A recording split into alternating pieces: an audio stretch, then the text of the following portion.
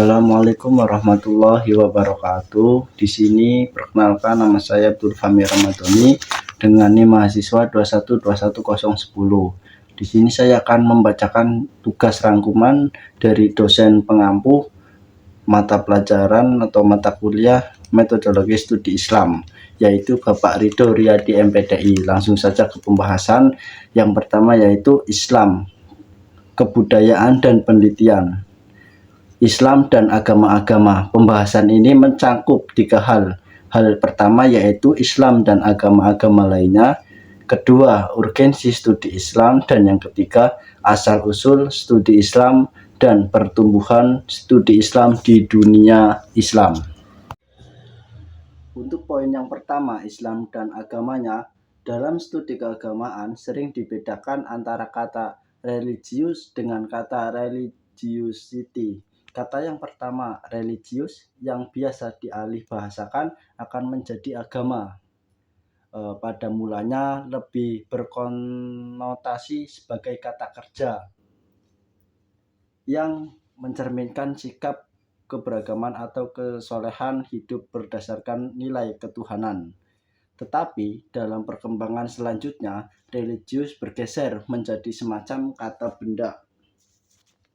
Ia menjadi himpunan atau doktrin, ajaran, serta hukum-hukum yang telah baku diyakini sebagai kodifikasi sebagai perintah Tuhan.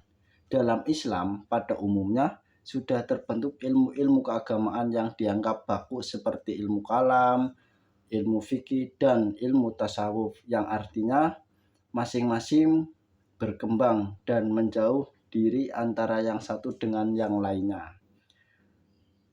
Sedangkan religiosity lebih mengaruh pada kuatnya penghayatan dan sikap hidup seorang berdasarkan nilai-nilai keagamaan yang diyakininya. Bambang Suginarto dalam Andito 1998 halaman 29 mengumpamakan agama era postmodern seperti durian jatuh setelah perang dingin dan kacaunya kiblat nilai penyebabkan agama dijadikan primadona baru peradaban yang menjanjikan. Selanjutnya masih menurut Bambang Sugiharto tantangan yang dihadapi agama sekarang ini kurang-kurangnya ada 3 poin. Poin yang pertama, dalam menghadapi permasalahan kontemporer yang ditandai disorientasi nilai dan degradasi moralitas. Yang kedua, agama harus menghadapi pluralisme. Dan yang terakhir, yang ketiga, agama tampil sebagai pelopor perlawanan segala bentuk penindasan dan ketidakadilan. Itulah Islam dan agama-agama. Selanjutnya ada poin B, signifikasi studi Islam. Dari segi tingkatan kebudayaan, agama merupakan universal kultur. Salah satu teori fungsional menyatakan bahwa segala sesuatu yang tidak berfungsi akan lenyap dengan sendirinya. Harunasution 1998 halaman 1 mengatakan bahwa persoalan yang menyangkut usaha perbaikan, pemahaman, dan penghayatan agama, terutama dari sisi etika dan moralitasnya, kurang mendapat tempat yang memadai. Gambaran yang dikemukakan Harunasution di atas mendapat tanggapan serius dari Masdaf F. Masudi. Masdaf F. Masudi 1998 halaman 1 dan 3 mengatakan bahwa kesalahan kita sebagai umat Islam di Indonesia adalah mengabaikan agama sebagai sistem nilai etika dan moral yang relevan bagi kehidupan manusia sebagai makhluk yang bermartabat dan berakal budi. Dari gambaran agama Islam Indonesia di atas, kita dapat mengetahui bahwa agama Islam di Indonesia belum sepenuhnya dipahami dan dihayati oleh umat Islam. Oleh karena itu, signifikasi studi Islam di Indonesia adalah mengubah pemahaman dan penghayatan keislaman masyarakat Muslim Indonesia secara khusus. Itulah poin yang B tentang signifikasi studi Islam. Selanjutnya masih pembahasan yang pertama, kita menuju ke poin C, pertumbuhan studi Islam di dunia. Pendidikan pada awalnya dilakukan di masjid-masjid. Muhammad Yusuf menjelaskan bahwa pusat-pusat studi Islam klasik adalah Mekah dan Madinah, Basrah dan Kutah, Damaskus dan Palestina, dan Fistad. Pada zaman kejayaan Islam, studi Islam dipusatkan di ibu kota negara yaitu Baghdad. Di samping itu, di Eropa terdapat pusat kebudayaan yang merupakan tandingan Baghdad yaitu Universitas Cordova yang didirikan oleh ABD Al-Rahman III. Studi Islam sekarang ini berkembang hampir di seluruh dunia, baik di dunia Islam maupun bukan negara Islam. Universitas Al-Azhar Mesir dapat dibedakan menjadi dua periode. Periode pertama sebelum tahun 1961 dan kedua periode setelah tahun 1961. Yaitu Fakultas Umum. Di Indonesia sendiri, studi Islam atau pendidikan Islam tinggi dilaksanakan di 14 universitas. Ada Agama Islam Negeri atau IAIN dan 39 sekolah tinggi agama Islam atau STAIN. Studi Islam di negara-negara non-Muslim diselenggarakan di beberapa negara, antara lain di India, Chicago, Los Angeles, London, dan Kanada. Di India, studi Islam dibagi menjadi dua. Islam sebagai doktrin, di Fakultas Usuluddin mempunyai dua jurusan, Mazhab Ahli Sunnah dan jurusan Mazhab Syiah. Islam sejarah di Chicago Studi Islam dikaji di Chicago University. Di Amerika, studi Islam pada umumnya mengutamakan studi skala Islam, studi sejarah Islam, bahasa-bahasa Islam, selain bahasa Arab, sastra ilmu sosial. Selanjutnya, di UCLA, studi Islam dibagi menjadi 4. Yang pertama, doktrin dan sejarah. Yang kedua, bahasa Arab. Yang ketiga, bahasa Islam non-Arab. Dan yang keempat, gabungan dalam School of Oriental and African Studies. Selanjutnya, peran Islam dalam kehidupan manusia. Membicarakan peran pada dasarnya membicarakan fungsi atau kegunaan. Semua peran atau fungsi itu diteruskan dari generasi ke generasi dengan perubahan sekecil mungkin. Masyarakat modern adalah masyarakat organis, produk pembagian kerja diferensiasi yang dihasilkan oleh proses industri. Masyarakat organis bersifat introvert dan kompleks. Agama menurut Emmy Durkheim meliputi semua kehidupan dalam masyarakat. Pertama, tetapnya lebih terbatas dalam masyarakat. David After 1988. Di samping di sini kita bisa mencoba memahami bahwa peran itu ada dalam struktur. Dari penjelasan di atas, coba kita sederhanakan seperti deretan fisik. Tubuh kita terdiri dari kepala, 2 tangan, dan 2 kaki, perut, dan masih banyak lainnya. Oleh karena itu, tubuh kita memiliki suatu kesatuan yang bisa kita sebut sebagai struktur. Fungsi suatu tubuh terhadap anggota tubuh lainnya disebut peran. Dengan demikian, peran dapat kita pahami sebagai fungsi dari suatu bagian tubuh terhadap anggota tubuh lainnya. Tubuh yang kita gambarkan di atas dapat kita tarik lebih luas, misalnya masyarakat. Dalam masyarakat terdapat struktur kemasyarakatan antara satu dengan lainnya. Dalam membuat rangka membutuhkan peran agama Islam dalam kehidupan sosial, kita juga membutuhkan 2 komponen pembahasan yang menurut saya penting. Komponen yang pertama, hubungan antara perintah tauhid dan pencegahan syirik dengan ilmu pengetahuan. Dan yang kedua, paradigma ilmu Islam yang kini sedang digalakkan oleh cendekiawan Muslim. Poin A dari pembahasan peran Islam dalam kehidupan manusia, yang berbunyi hubungan tauhid dengan ilmu pengetahuan.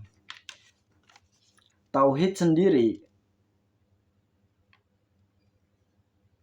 yaitu keesaan Allah dalam Islam memiliki hubungan erat dengan ilmu pengetahuan. Dalam perspektif tauhid, alam semesta dipandang sebagai ciptaan Allah yang mencerminkan kekuasaan dan kebesarannya. Memahami tanda-tanda ayat Allah yang tersebar di alam ini. Teori tafsir menurut Nurholis Majid.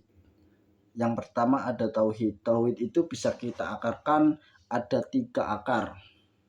Yang pertama, alam harus tunduk dan dikuasai oleh manusia. Yang kedua, menguasai alam berarti menguasai hukum alam. Dan yang ketiga, ilmu pengetahuan dan teknologi dikembangkan berdasarkan hukum alam. Itu menurut tauhid. Menurut teori tafsir Nurholis mengenai syirik, syirik itu ada 3 akar, ada 3 akar lagi. Yang pertama, syirik berarti tunduk kepada alam. Yang kedua, tunduk kepada alam berarti dikuasai oleh alam. Yang ketiga, kehidupan yang ditundukkan oleh alam berarti kehidupan yang identik dengan kebodohan, kemiskinan, dan keterbelakangan. Itu teori-teori tafsir menurut Nurholis Majid. Dengan demikian, peran Islam dalam kehidupan manusia adalah terbentuknya suatu komunikasi yang berkecenderungan progresif, yaitu suatu komunitas yang dapat mengendalikan, memelihara, dan mengembangkan kehidupan. Poin yang B, paradigma ilmu-ilmu Islam. Sekarang kita dihadapkan pada ilmu Islam dan ilmu bukan Islam. Di negara kita dapat dilihat dari istilah teknis yang dipakai. Sekolah agama adalah sekolah yang mengajarkan ilmu agama, istilah teknis atau bisa disebut juga madrasah. Sedangkan bagi sekolah non-agama berfokus pada kajian pendidikan umum, istilah teknisnya adalah sekolah. Dalam suatu seminar, Nurholis Majid menjelaskan tentang hubungan organik iman dan ilmu dalam Islam. Menurutnya, ilmu adalah hasil pelaksanaan perintah Tuhan untuk memperhatikan dan memahami alam ciptaannya. Antara iman dan ilmu tidak terpisahkan meskipun dapat dibedakan. Nurholis juga menggambarkan paradigma ilmu-ilmu Islam. Yang paling tahta tertinggi yaitu Allah Subhanahu wa Ta'ala, kemudian jagat raya, manusia, wahyu, dan di bawah ketika itu ada tanda-tanda kekuasaan Allah. Setelah tanda-tanda kekuasaan Allah, di bawahnya itu ada paradigma yaitu manusia. Manusia yang hendak menyelamatkan rahasia Allah, menyiapkan rahasia Allah melalui tanda-tandanya berupa manusia, maka dia akan memunculkan beberapa ilmu.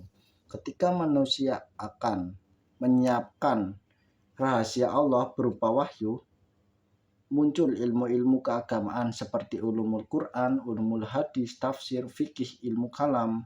Dengan demikian, jalur manapun yang digunakan manusia dalam rangka menyiapkan tabir kekuasaannya, maka akan melahirkan manusia yang semakin dekat kepada Tuhan.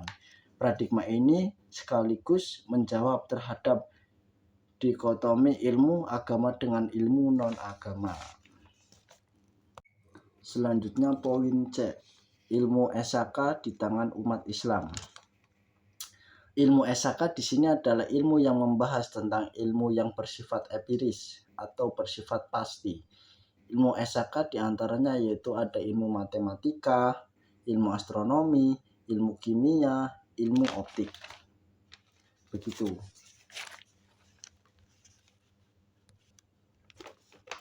Selanjutnya, dari rangkuman yang sudah saya rangkum, dengan materi dari buku Metodologi Studi Islam karya dari Dr. Anas Atang dan Dr. Jai Mubarak. Untuk selanjutnya itu ada poin D, sains dunia Islam masa kini. Pembahasan di atas menunjukkan bahwa iman dan ilmu dalam Islam hanya dapat dibedakan tetapi tidak dapat dipisahkan.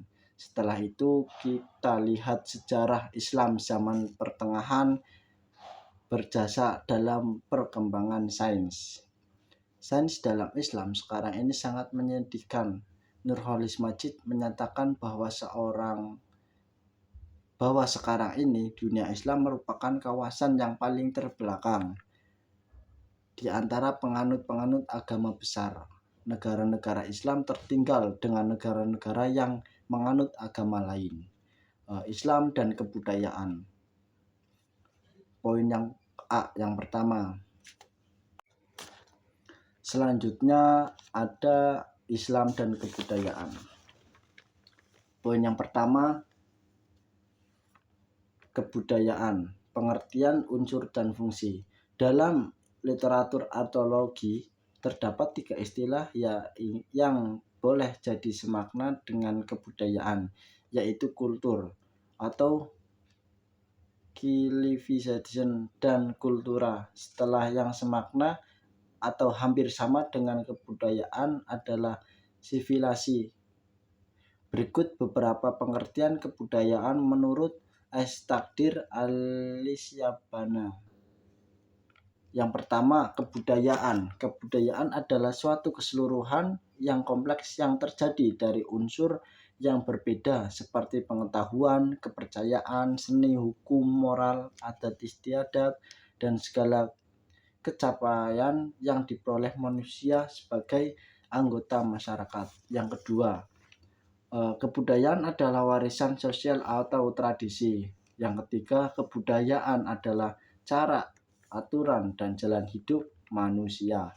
Yang keempat, kebudayaan adalah cara penyesuaian manusia terhadap alam dan cara penyelesaiannya. Yang kelima, ada kebudayaan adalah hasil perbuatan atau kecerdasan manusia. Dan yang terakhir, keenam, adalah kebudayaan hasil pergaulan atau perkumpulan manusia. Selanjutnya ada tingkatan kebudayaan. Tingkatan kebudayaan itu yang paling tinggi, yang paling atas itu ada superkultur. Di bawah superkultur itu ada kultur es. Dan di bawah kultur es ada subkultur dan kontrkultur. Kontrkultur tidak harus berarti negatif, karena adanya gejala tersebut dapat dijadikan petunjuk bahwa kebudayaan induk dapat dianggap kurang menyerasikan diri dengan perkembangan kebutuhan. Kebudayaan bangsa terdiri atas beberapa unsur besar dan unsur kecil yang merupakan suatu bagian dari suatu keutuhan yang tidak dapat dipisahkan. Selanjutnya ada poin B yang berisi Islam dan kebudayaan Islam.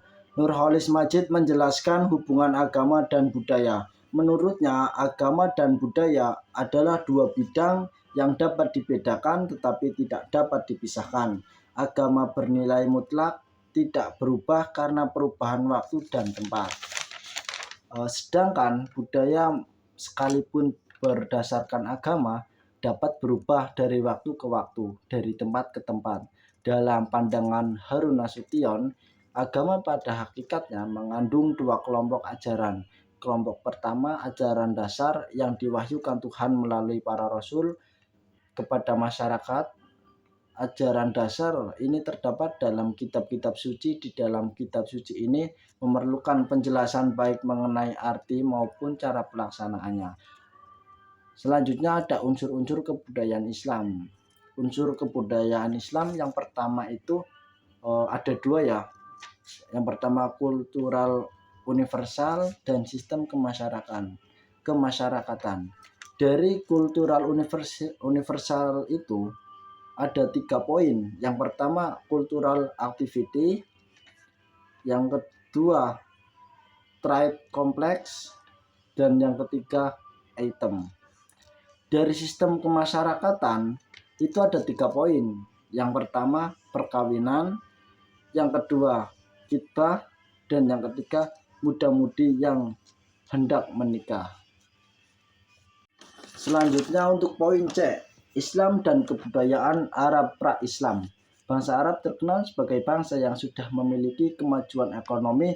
Letak geografis yang strategis membuat Islam yang diturunkan di Arab mudah tersebar ke berbagai wilayah. Dari segi akidah, bangsa Arab pra-Islam secara percaya kepada Allah sebagai pencipta. Kisah surat Luqman dan Al-Ankabut. Dalam bidang hukum bahasa Arab, pra-Islam menjadikan adat sebagai hukum dengan segala bentuknya. Al-Quran adalah kitab suci yang diwahyukan Allah kepada Nabi Muhammad yang akomodatif terhadap hukum yang hidup dan berkembang di masyarakat Arab pra-Islam.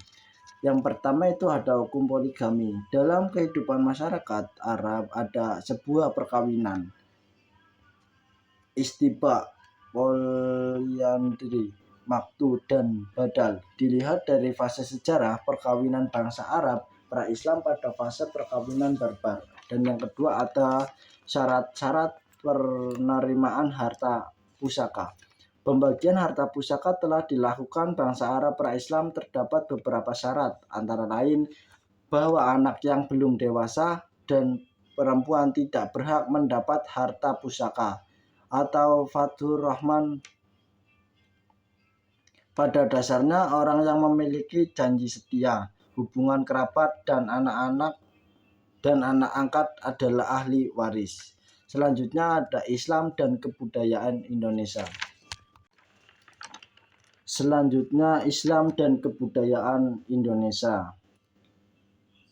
Pada bagian ini kita membahas tentang Islam dan kebudayaan Indonesia pada Festival Istiqlal.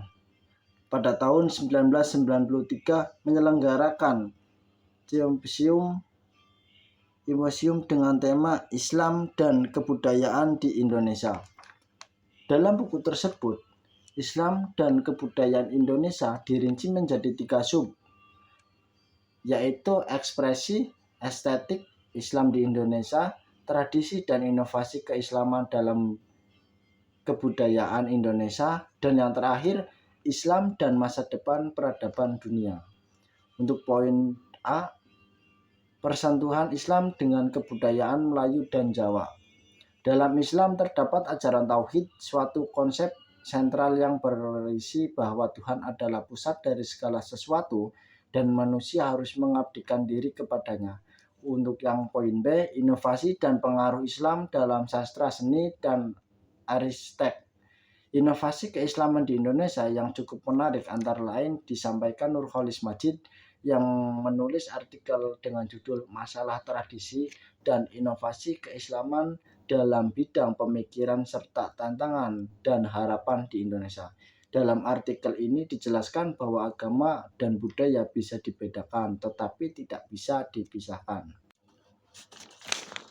Oke, untuk selanjutnya materi dari rangkuman yang sudah saya rangkum ada Islam, doktrin, sejarah, dan studi kawasan. Al-Quran sebagai sumber ajaran agama Islam. Yang poin pertama, fungsi Al-Quran. Subhi Salin berpendapat bahwa Al-Quran berarti bacaan. Ia merupakan kata turunan atau masdar dari kata qoro'a dari fi'il madi yang artinya baca. Al-Quran berfungsi sebagai petunjuk bagi orang-orang yang bertakwa. Dijelaskan dalam Al-Quran kisah surat Al-Imran ayat 138 yang artinya katakanlah bahwa Al-Quran itu adalah petunjuk dan penawar bagi orang-orang yang beriman. Selanjutnya untuk poin yang kedua ada Al-Quran sebagai firman Allah. Masih dengan mempertimbangkan nama-nama Al-Quran, kata dapat menempatkan kesamaan-kesamaan. Pada akhirnya para ulama menyebutkan bahwa Al-Quran adalah firman Allah atau kalam Allah, merupakan wahyu yang diturunkan kepada Nabi Muhammad SAW. Selanjutnya poin yang C, ulum Al-Quran dan tafsir. Ilmu bantu untuk memahami Al-Quran diantaranya yaitu ulum Quran dan tafsir. Dalam ulumul Quran membahas ayat-ayat Makkiyah dan Madaniyah, sedangkan secara bahasa tafsir sendiri adalah penjelasan dan keterangan. Sedangkan menurut istilah, ilmu yang membahas cara menghafal lafaz-lafaz Al-Quran serta menerangkan makna yang dimaksud oleh Al-Quran tersebut.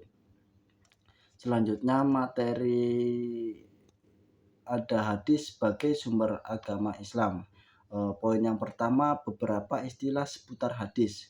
Dalam literatur hadis ada beberapa istilah yaitu yang menyebutkan al-hadis seperti al-sunnah, al-kabar, dan al-atsar. Ada beberapa pemaparan al-hadis atau al-jabar atau baru, al-akbar atau berita, dan al-aqarib dekat. Menurut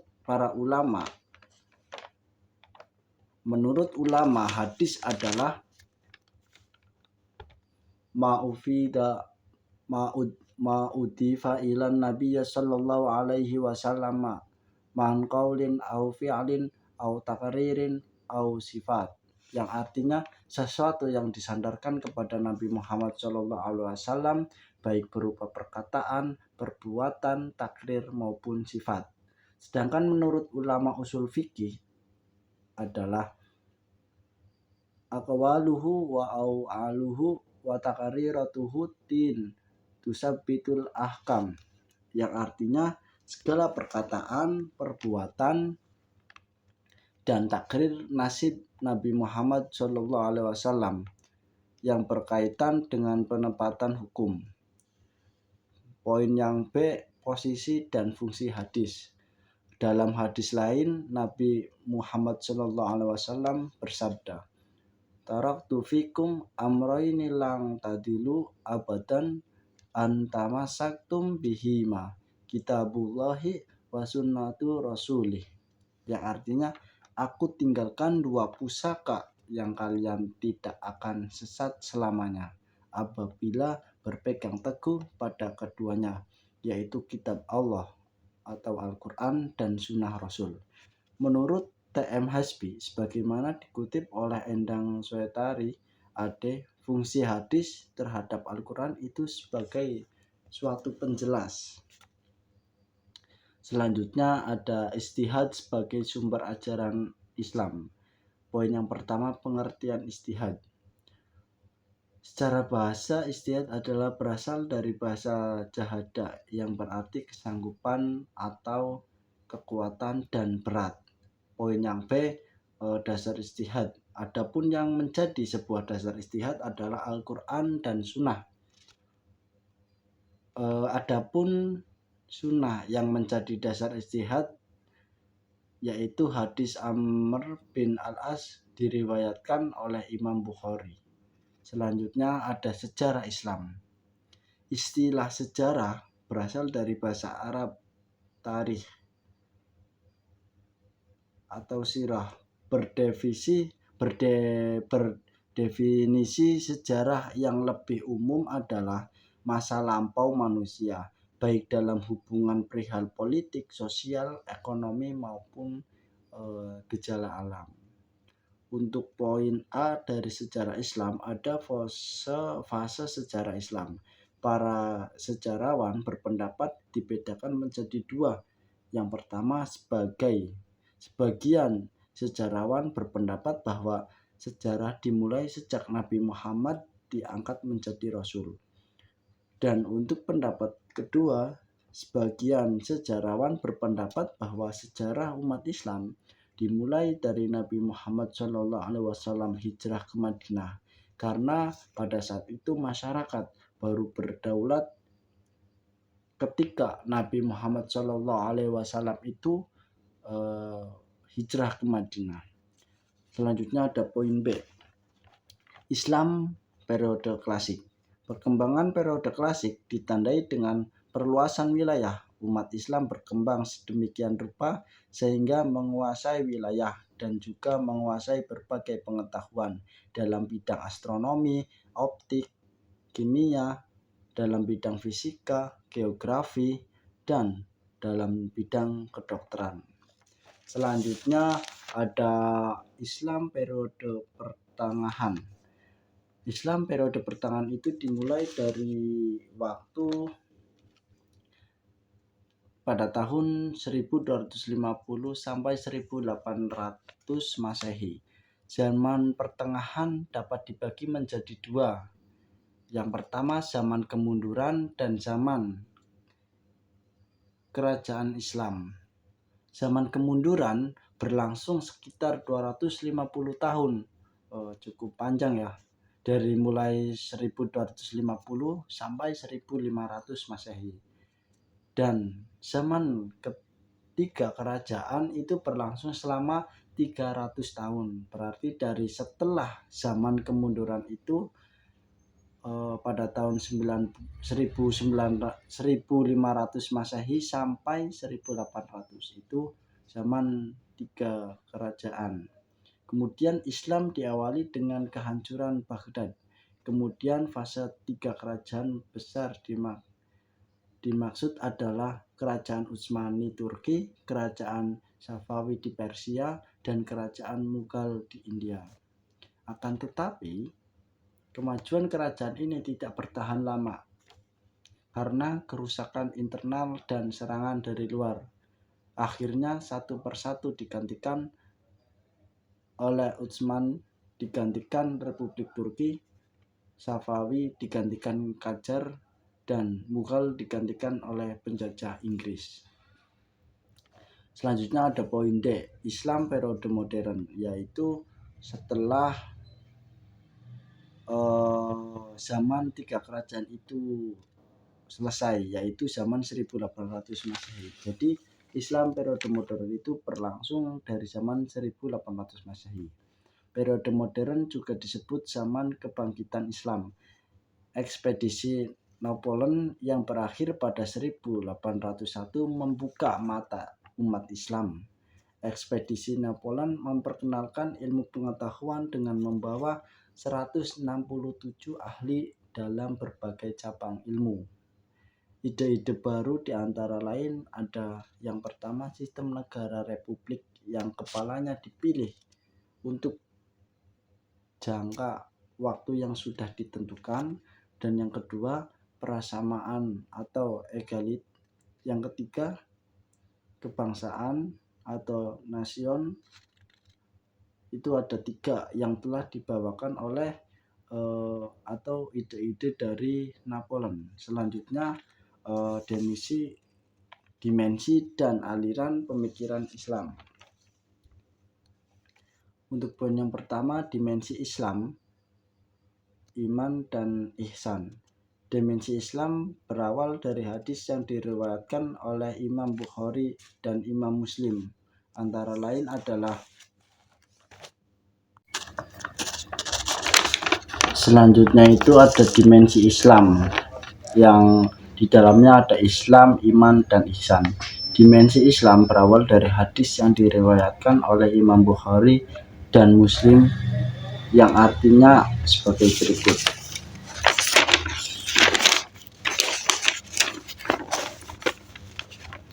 Nabi Muhammad SAW keluar dan berada di sekitar sahabat. Seorang datang menghadapi beliau dan bertanya, "Hai Rasulullah, apakah yang dimaksud dengan iman?" Beliau pun menjawab, "Iman adalah engkau percaya kepada Allah, malaikatnya, kitabnya, pertemuan dengannya, para utusannya, dan percaya kepada kebangkitan." Laki-laki itu kemudian bertanya lagi, "Apakah yang dimaksud dengan Islam?" Beliau pun menjawab, "Islam adalah engkau menyembah Allah dan tidak musyrik kepadanya. Engkau tegakkan sholat wajib, engkau tunaikan zakat wajib, dan engkau berpuasa pada bulan Ramadan." Kemudian laki-laki itu pun bertanya lagi, "Apakah yang dimaksud dengan ihsan?" Nabi pun menjawab, "Engkau sembah Tuhan seakan-akan engkau melihatnya. Apabila engkau tidak melihatnya, maka engkau berkeyakinan bahwa dia melihatmu." Hadis di atas memberikan ide kepada umat Islam Sunni tentang rukun iman yang 6, rukun Islam yang 5, dan penghayatan terhadap Tuhan yang menghadir dan hidup. Sebenarnya ketiga hal itu hanya dapat dibedakan tetapi tidak dapat dipisahkan antara yang satu dengan yang lainnya. Mungkin itu saja yang dapat saya sampaikan, kurang lebihnya mohon maaf apabila ada kesalahan baik disengaja maupun tidak. Akhirul kalam, wassalamualaikum warahmatullahi wabarakatuh.